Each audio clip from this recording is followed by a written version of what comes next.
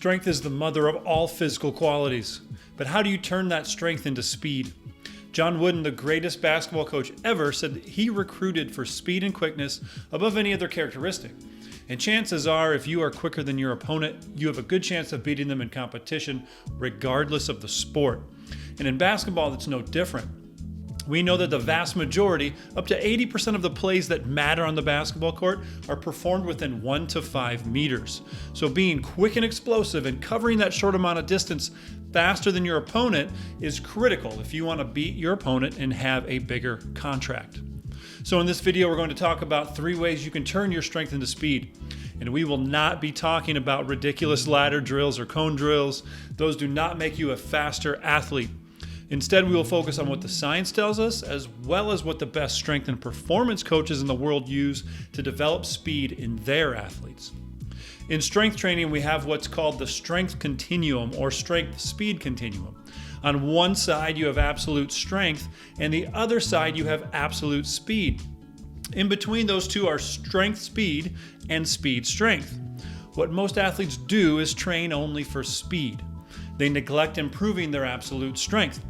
Even many strength and conditioning and performance coaches do this, all the while failing their athletes by not training them to get stronger, thus limiting their ability to maximize their speed potential. One study from 2018 by Siassi and Bartolome found that both athletes who trained with a squat program or a hang clean program improved their vertical jump performance. But what is interesting to note is that the younger group only improved by squat training, not hang cleans. This leads me to a key point when developing speed. Having a good strength base first is very important before attempting to train for absolute speed. Let me validate that point even further. Dr. Tudor Bompa changed the world of athlete training in 1963. He had a female client that he was training to compete in the 1964 Olympic Games in the javelin throw. He decided that training her should have a focus on maximal strength. Now keep in mind that up to this point, athletes only trained for power year-round. Bompa only switched to speed and power training 6 weeks before the Olympics. And while those other coaches literally laughed at him, Dr. Bompa's client set an Olympic record on her very first throw. She won the gold medal, and the legend of Tudor Bompa in training athletes for strength was born. In Bompa's own words, I'd logically concluded that power is a function of maximum strength as well as speed and quickness of action. While speed has more genetic limitations than strength, I had decided to look for improved power by increasing maximum strength to the highest possible levels. This is how Dr. Tudor Bompa trained his Olympic-winning athletes to be powerful and explosive. It's how world-renowned strength coach Charles Poliquin trained his world record holders and Olympic champion athletes, and it's how you should train as well. So after you've developed a strength base, the way to develop incredible speed is to change the strength quality you train in from strength to strength speed. Strength speed refers to the ability of the neuromuscular system to produce the greatest possible impulse in the shortest amount of time. Basically moving the barbell at a very high speed with as much weight as possible. Strength speed is often confused with speed strength. An easy way to distinguish between these two is to realize that the weight you move when training in the strength speed quality is closer to absolute strength, even though you are still attempting to move the weight fast, with bar speeds typically around 0.8 to 1 meter per second.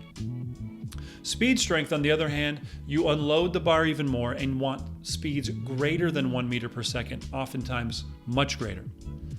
To get more practical, follow Dr. Bompa's lead and focus on getting as strong as possible before spending the final 3 to 6 weeks of your off-season changing the strength quality of your training into strength speed, and finally, just before the season, speed strength. So to start converting your strength into speed, start training in the strength speed quality, and there's no better movements to train for strength speed than the Olympic lifts. These lifts help you literally take strength and convert it to speed. So getting strong is extremely important. In fact, it's absolutely essential if you want to maximize your speed. Because a component of speed is the ability to produce a force against the ground. The bigger a force you apply to the ground, the bigger force the ground will apply back to you, propelling you forward. For every action, there's an equal and opposite reaction, right? Basic physics. These movements help to train the nervous system to move quickly, converting your strength into speed. A study from 2005 showed that a group of young male athletes significantly improved their 10-meter sprint speed using heavy resistance training combined with Olympic weightlifting exercises. This is important to note because the study also had a group training with heavy resistance exercises combined with vertical jump training, and they did not see an improvement in 10-meter sprint speed.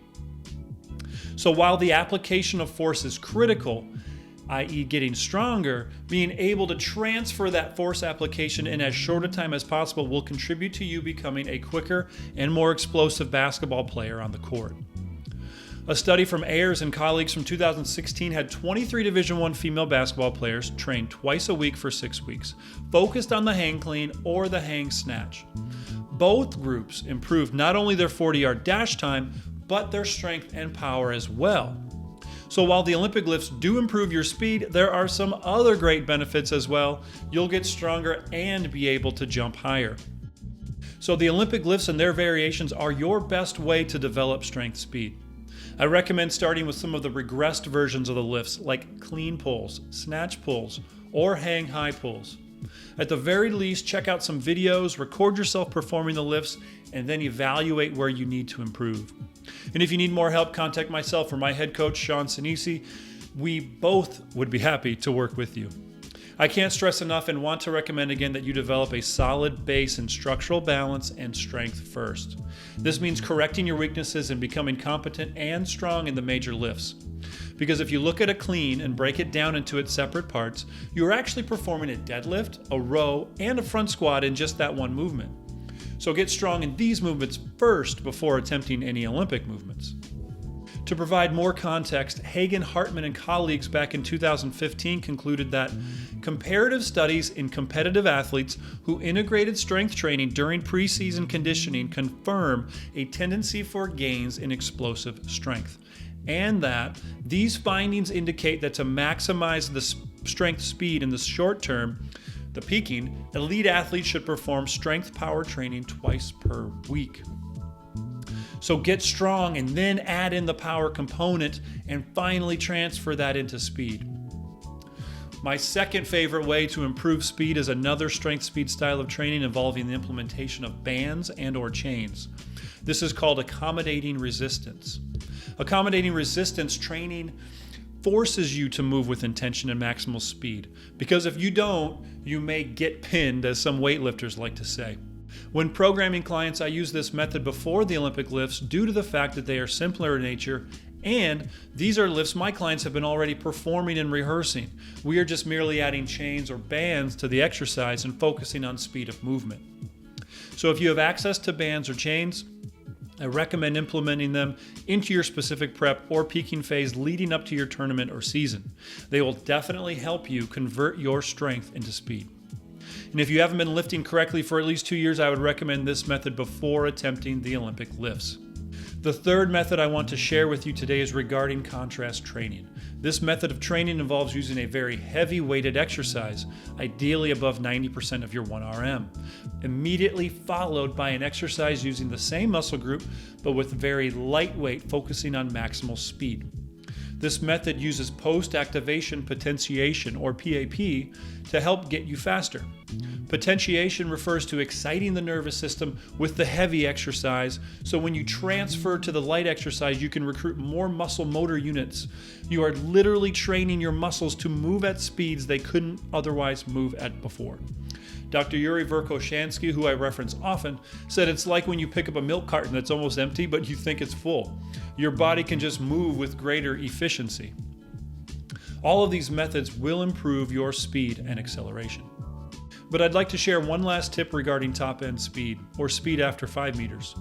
Hamstring tightness in the sagittal plane will severely limit your speed due to shortened stride length. So if your speed getting up the court on fast breaks, for example, is slow, it may be due to hamstring tightness and the limits that is placing on your stride length.